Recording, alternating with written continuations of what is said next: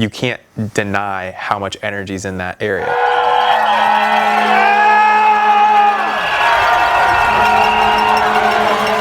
Everything is going off, so you're just like wah, and there's like bells clanging, and you're just like just trying to get through this section and also not make a mistake. Go, Jeremy, go!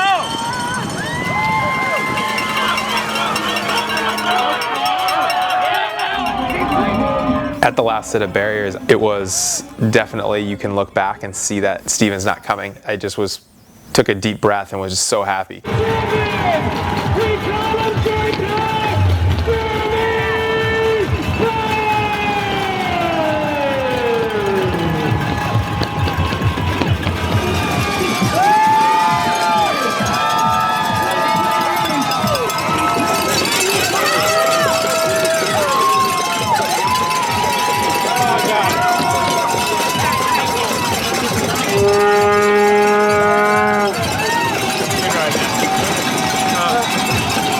Yeah, it's special. Nothing went wrong. My team executed, Tom, Brandon, Molly, everybody, my family's there. It just, everything goes perfectly. And so when you do get to that last set of barriers and you realize, yeah, I've won. And so you're like, being in that pressure cooker is off. It's not the target on your back anymore. You were able to do it. Because it's stressful.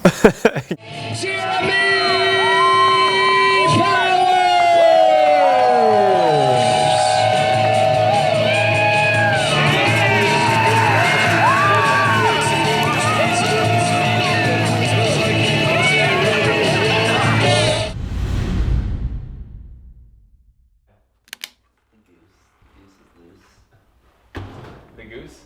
I don't know the one with the blue label. The big goose. The goose thing. Did you sleep good? I did, like a rock. Good. Yeah. I'm glad that didn't wake you up. No, me too. We're both glad. You're double glad that you didn't wake me up. That would have been like a Brachiosaurus in Jurassic Park. Yeah, it would have been ugly.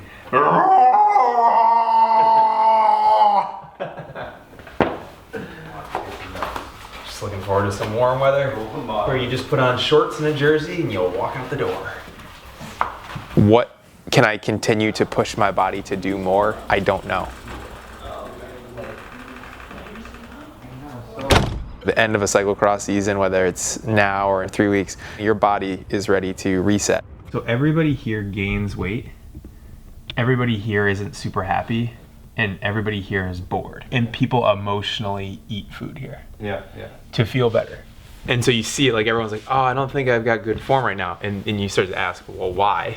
And it's because they're all slightly kind of bummed out. Yeah. CNS is burnt. And it comes at a time of the year when I think that a lot of people are obviously have had a long season because our season starts in the middle of August. And I've just been thinking about it a lot, like what actually works. I think the thing that's probably hardest about being on the road is just sleeping in different beds. Well, in 17 days you were in 7 different beds. Yeah, or more.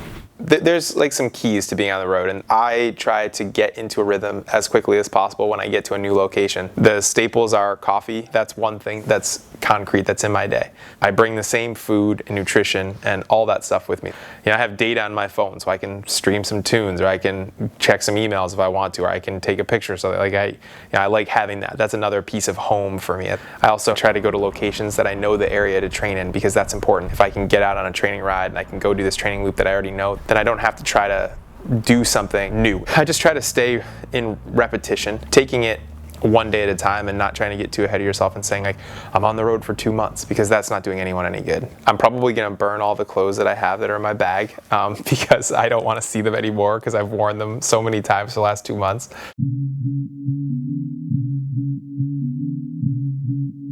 The course has got a lot of different types of sections. Technical, normally it's a fast race, but there's gonna be a lot of rain in the forecast this weekend.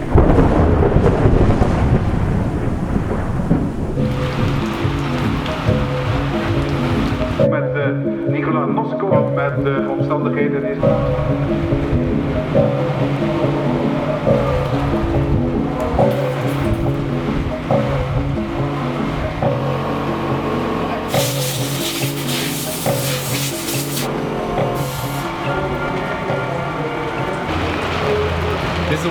is when you've got to dig in. Positive. You got to go 100% positive because there's nothing. Well, actually, let me stop right there. This is going to be amazing. It's lovely out there. Yeah, it is. It's going to be great.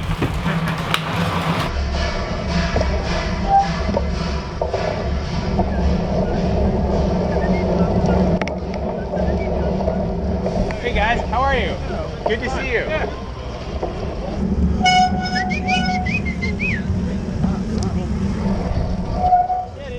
Yo, thank you. I'm going in. Yep. Thank you.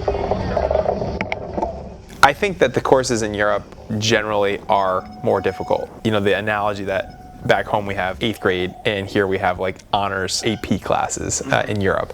I think that is true in a lot of scenarios because you take what is our most challenging course and then you add a lot of precipitation and a lot of just dirt that moves really fast.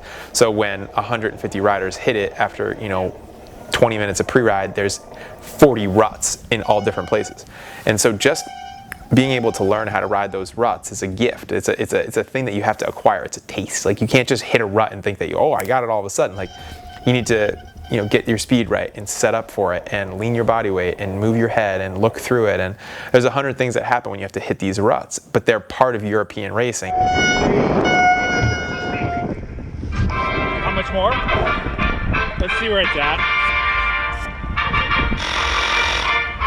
Yep. The risk here is definitely I could go home in a stretcher or I could end my season at this course this weekend in Zolder. There's a couple things that are definitely, you know, hurt yourself on.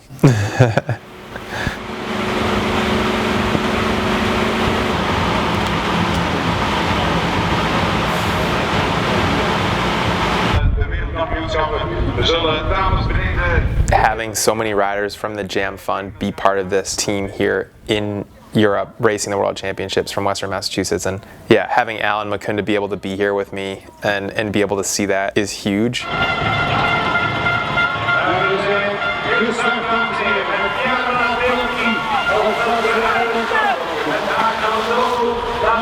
I don't think it's something that we'll actually be able to really understand right now. We're just here doing this and we're focused on everyone having a good ride and the best experience and event that they can. For these guys, it's such a different thing, and that first impression of how you taste it is so valuable. Like if I walk outside and it's like misting and I smell a cigarette and a pastry at the same time, like I have like flashback, like I just start shivering and like yeah.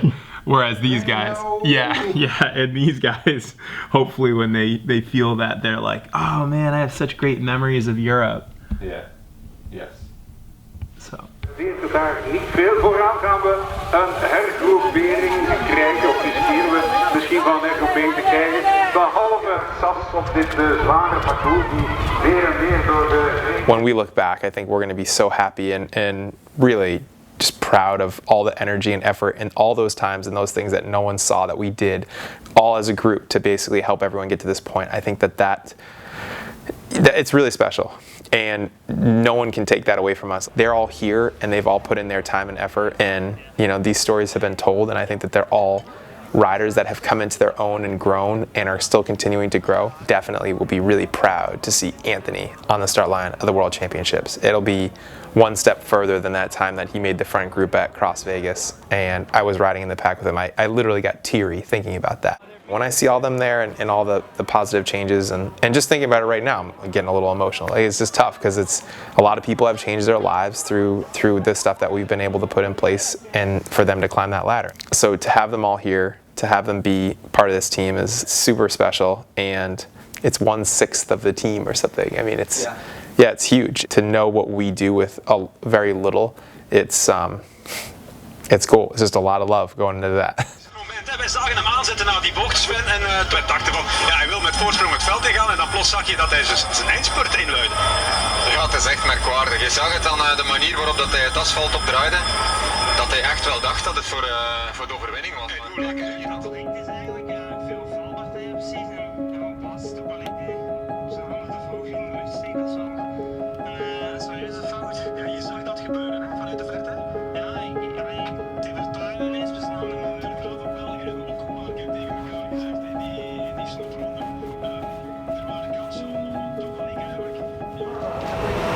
Dames en heren, nog het laatste datum, dat applaus voor het drietal op het podium.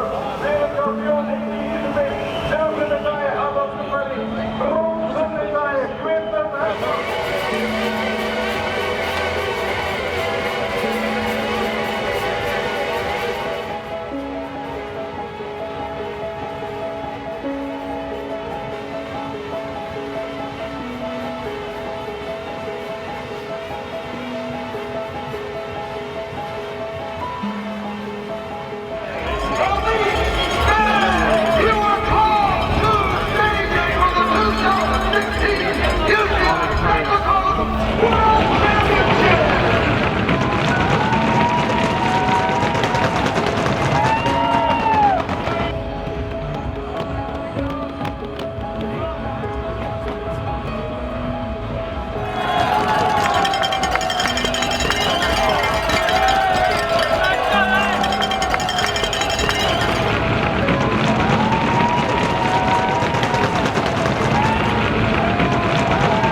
It's a hard enough course that guys are going to get fatigued and make mistakes, and with the precipitation, there's going to be some crashes for sure. And number 30 for the United States of America, Jeremy Powers. We go to the second. If I get in the top 10, that would be the absolute best that I could do. And if I was anywhere in the top 20, I think I'll be happy and I can walk away and say good season. Anything outside of that is going to be tough unless I look at it and I really understand why that happened. I think it's going to be an epic race. It'll absolutely crown a deserving winner. There will be someone that comes into that finish solo.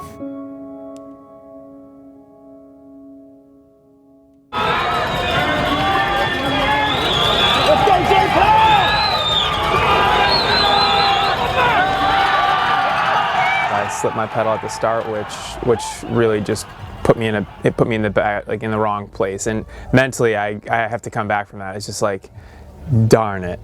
What was at one point a good start that could turn into a good result has turned into something where I need now to fight back. There was plenty of opportunity for me to make up time and make up places, but I wasn't able to. And so I was really stagnating and just kind of staying where I was. And so.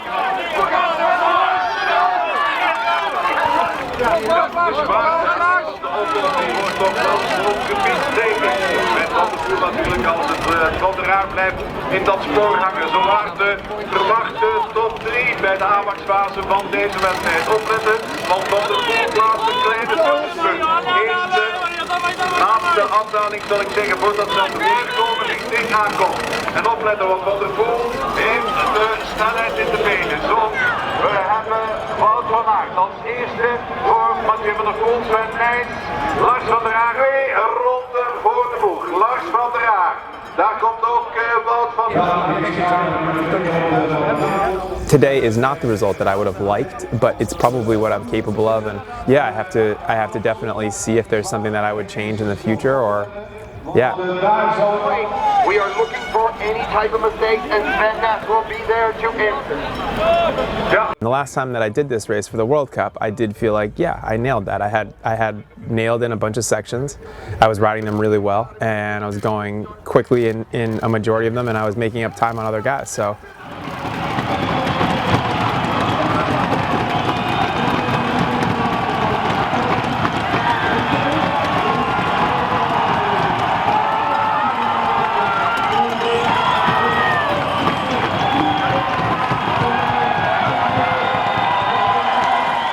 The last thing that I want to do is do racing and get people excited for me to do well or to have a result that I'm capable of and then not do that. You know, I feel like I let not just myself down, but also my family and the people that follow my racing.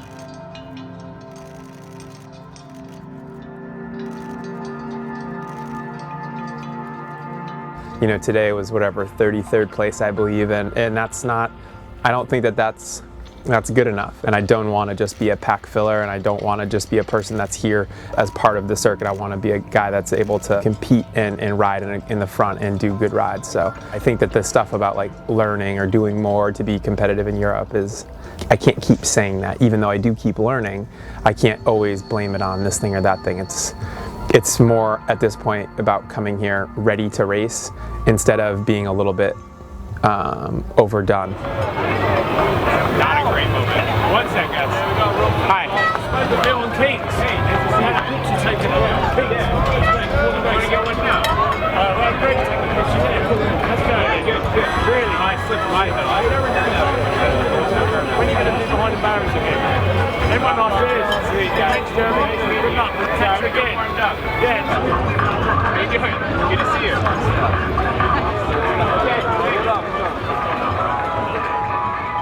In hindsight, I think that my season has been a good season. I still won a majority of the races that I entered in the United States. I still think that I'm considered the guy to be beaten, and I was able to retain my national championship title. Did I have the results that I wanted in the World Cup overall? No, I didn't. There's definitely some training stuff that I missed on that I should have picked up on earlier, and I was overtrained and just trying for too much. But I was also being pushed by other riders in the States that I hadn't been pushed in a way before, and I thought I was underperforming when maybe the reality was that I was actually performing above the year before. And so looking back, I'm actually happy that I was pushed. Stepping back in from what we were doing with Behind the Barriers or Behind the Barriers TV and doing something like this is special because it's a different look, and it's a little bit more of the 32-year-old Jeremy Powers versus the 25 or 6-year-old Jeremy Powers, I was a different person. And you know, I think that people got to watch me grow up a little bit and evolve as a person. To be able to do this and to be able to have you guys here and chasing this again and putting it out there like that has been very special, and I'm super grateful for everyone that watches.